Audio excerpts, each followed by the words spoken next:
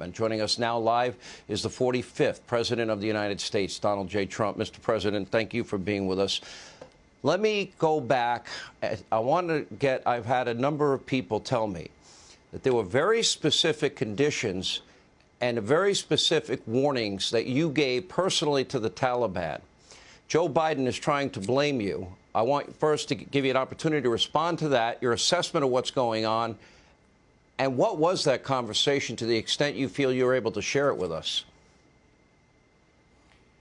Well, it's good to be with you, Sean, but it's a terrible time for our country. I don't think in all of the years our country has ever been so humiliated. I don't know, would you call it a military defeat or a psychological defeat? There's never been anything like what's happened here. You can go back to Jimmy Carter with the hostages. We all thought that was a great embarrassment, and we were pulled out of that by Ronald Reagan. This is many, many times worse, and you're dealing with thousands and thousands of Americans and others that are stranded and very dangerously, really stranded in Afghanistan. So it's something that you can't even believe that a thing like this could. I looked at that big monster cargo plane yesterday with people grabbing the side and trying to get flown out of Afghanistan because of their fear, their incredible fear, and they're blowing off the plane from 2,000 feet up in the air. It's nobody's ever seen anything like that. That blows the helicopters in Vietnam away. That's not even a contest. This has been the most humiliating period of time I've ever seen. Yeah, we had a great deal. We worked on it very hard. Mike Pompeo, a brilliant guy, and many others worked on it endlessly, meetings with the Taliban. Of course, you have to meet with the Taliban. They're the ones that you're negotiating with. I spoke on numerous occasions to the head of the Taliban, and we had a very strong conversation. I told him up front, I said, look, before we start, let me just tell you right now that if anything bad happens to Americans or anybody else, or if you ever come over to our land, we will hit you with a force that no country has ever been hit with before, a force so great that you won't even believe it. And your village, and we know where it is, and I named it, will be the first one. Mr. The first President, I want to interrupt. Dropped right there. You said this to who? Yeah.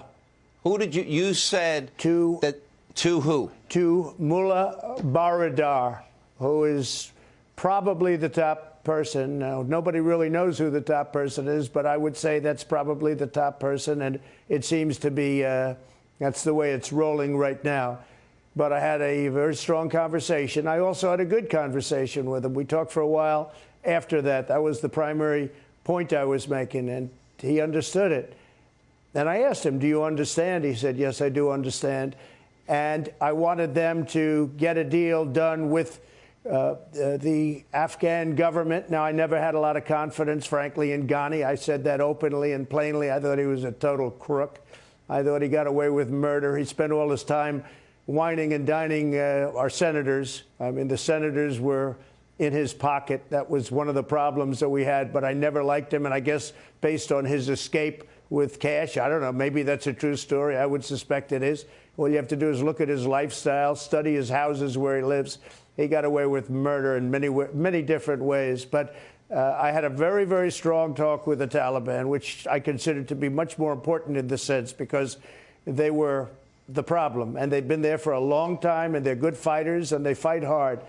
And after I said that, we had a pretty good conversation. Now, I have to tell you that if you remember when they were coming to Washington to meet with me, they decided to kill an American soldier because they thought that was a good way to negotiate. And I canceled the trip. And we had a conditions-based agreement.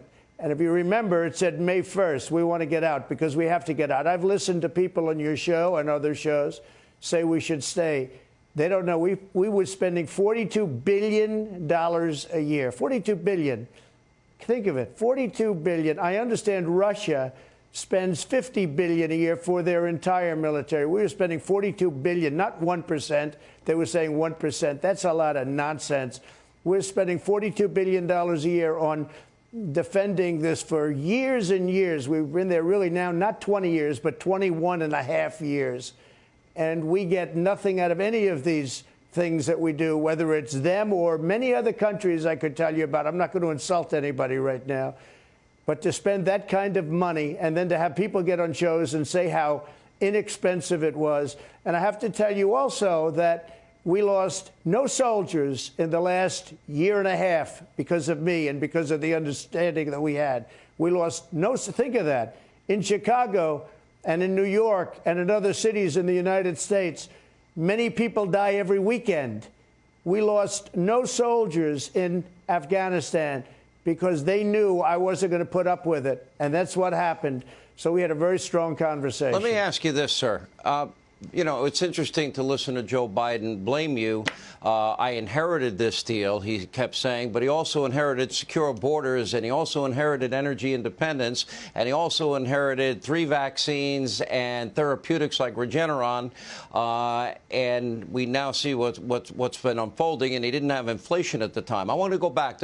I want to be very clear here, because Secretary of State Pompeo on this program said exactly what you did, that there wouldn't be an exit strategy that didn't include the current conditions on the ground.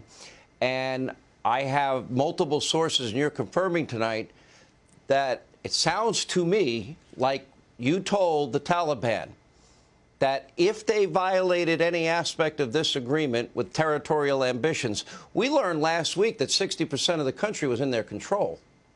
And you told them in no uncertain terms, it sounds to me like you would basically treat them like you took care of the caliphate in Syria, ISIS.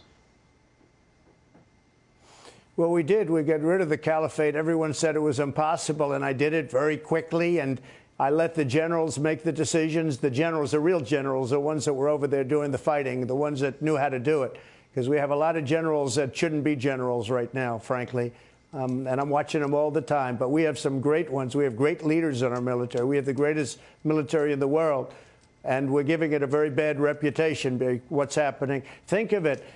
We took this horrible place. I mean, a place that just we shouldn't have been involved. It was a horrible decision going into the Middle East. And I know the Bush family will not be happy, but I believe it was the worst decision in the history of our country when we decided to go into the Middle East. It's turned out to be quicksand. We've destroyed the Middle East. Do you think it's better now than it was 20, 21 years ago? It's much worse. It was a horrible decision, cost us trillions of dollars. And if you look at both sides, because I like to look at both sides, millions and millions of lives. And it's no different than it was. It's much worse because you have to rebuild it. It's been blown to pieces. The worst decision ever made was going, you can do a strike as retribution, and it could be a big strike as retribution for the World Trade Center, et cetera. But to get stuck in there was like quicksand. So we did a terrible thing. But think of what's happening now. I've heard as many as 40,000 Americans. And the Taliban, good fighters, I will tell you, they're good fighters. We have to give them credit for that. They've been fighting for 1,000 years. That's what they do, is they fight.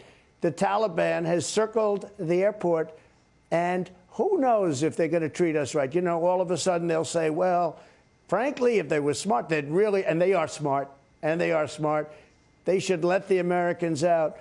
But we've had situations where you have 2 or 3 or 4 hostages. We could have 40,000 Americans, not to mention others, like people that helped us in Afghanistan. So we've never had a situation like this. We have 40,000 potential hostages, a minimum of 11,000, but it could be as many as 40. No, they have no idea how many. Nobody knows how many. They don't know anything.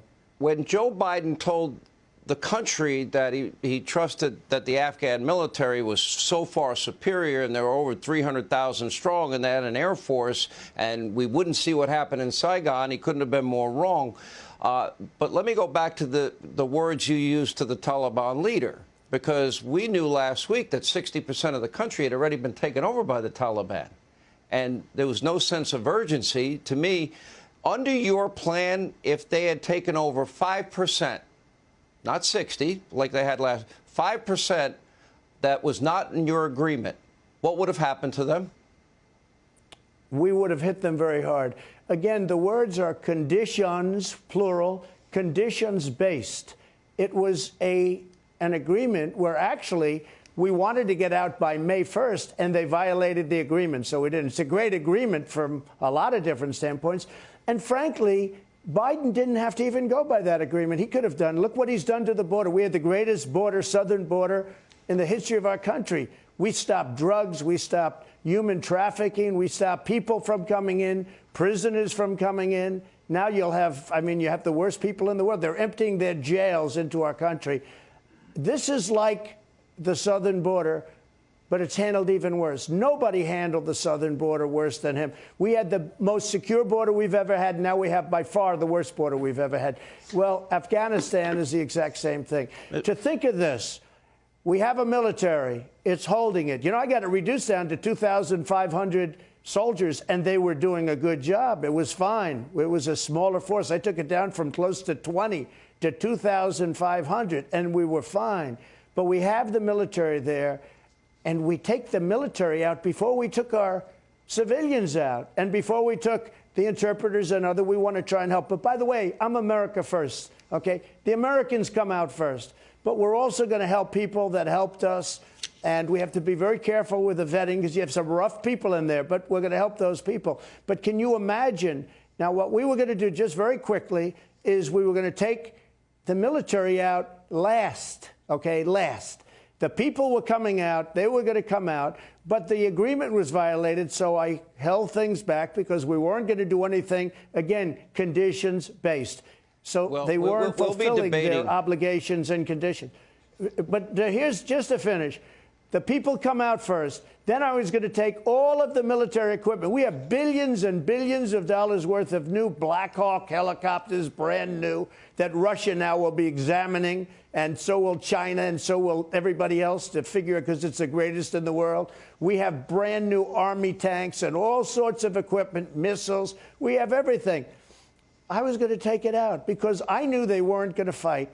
Just one thing, and I have to say, and this is different from everyone else, I said, why are they fighting? Why are these Afghan soldiers fighting against the Taliban? And I was told some very bad information by a lot of different people. The fact is, they're among the highest paid soldiers in the world. They were doing it for a paycheck because once we stopped, once we left, they stopped fighting. So all of the people that talk about the bravery and everything, I say everybody's brave. But the fact is, our country was paying the Afghan soldiers a fortune. So we were sort of bribing them to fight. And that's not what it's all about. It's a great thing that we're getting out, but nobody has ever handled a withdrawal worse than Joe Biden. This is the greatest embarrassment, I believe, in the history of our country.